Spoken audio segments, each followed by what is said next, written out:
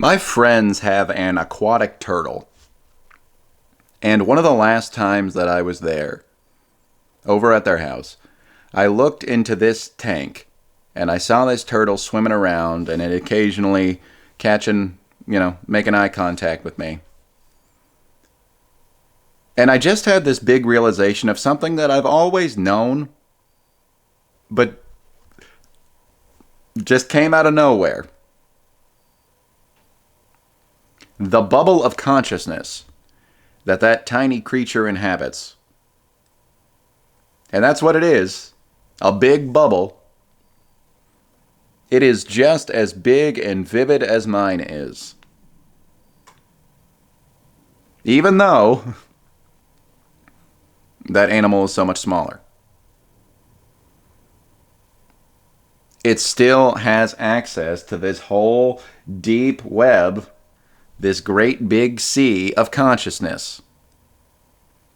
A sea that includes literal water that it swims around in, but you know what I mean.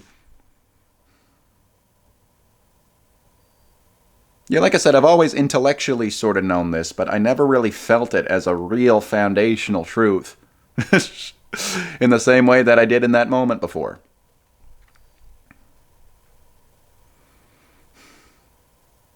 Yeah, but we all have this massive bubble, don't we?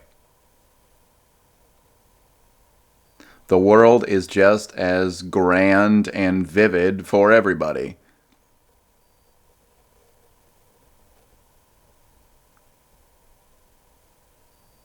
There's a level of empathy that's sometimes easier to tap into with animals than with people.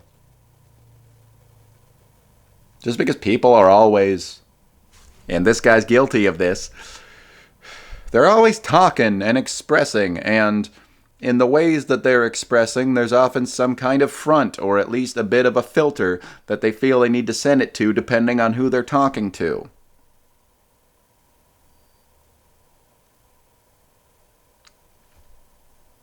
And something about the quiet aspect of all forms of nature, and especially animals, and the way that it's not asking anything of you.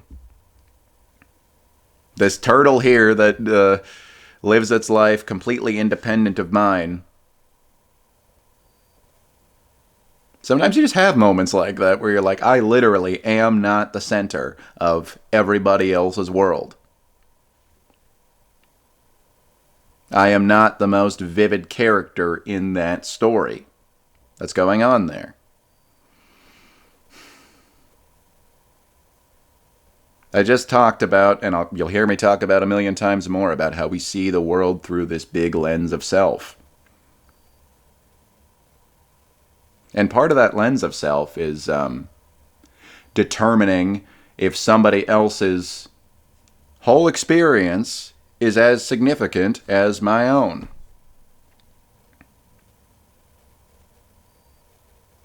For a big movie buff like me, is this other person's experience as worthy of a movie made about them as mine is? Sometimes the answer is yes, but a lot of the times, and especially if I don't know the person well enough to know how vivid and descript and cool their whole history is, the answer could be no. Which is always, probably, a very ignorant response. Beyond the movie thing, there's so much interesting about everything and everyone.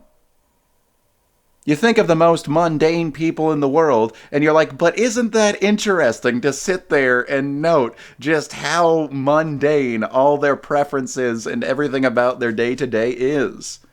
That can still be so interesting by the complete opposite metric.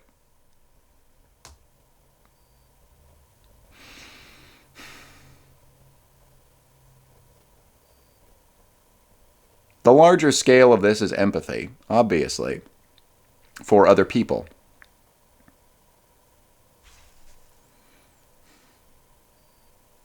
But I still haven't totally reconciled the whole, what they call solipsism of, but this is the only bubble of consciousness that I have access to, so this is the only one that I know for certain is real.